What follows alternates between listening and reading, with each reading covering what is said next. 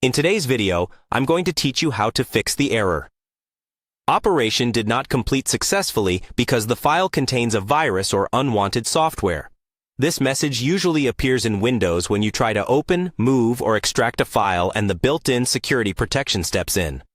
Most of the time, that protection is useful, but sometimes it blocks files that you know are safe, like a trusted installer or a file you created yourself.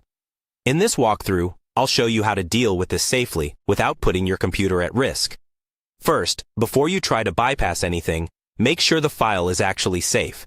If you downloaded it from a random or untrusted website, it might truly contain malware.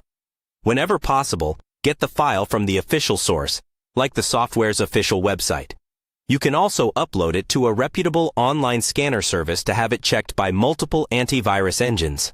If anything flags it as dangerous, do not continue. Once you're confident the file is safe, we'll adjust Windows security so it stops blocking that specific file. On your keyboard, press the Windows key and type Windows Security, then open it. In the main window, click on Virus and Threat Protection. Here, you'll see the current protection status. Look for any recent threats or blocked items related to the file you're trying to open.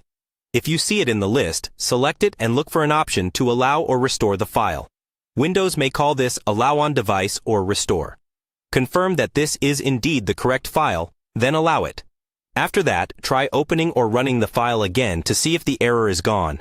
If you don't see it listed or the error still appears, we'll temporarily adjust real-time protection. In the Virus and Threat Protection window, click on Manage Settings under Virus and Threat Protection Settings. Here you'll find switches for features like real-time protection. Turn off real-time protection. Windows may warn you. Remember, this should only be temporary.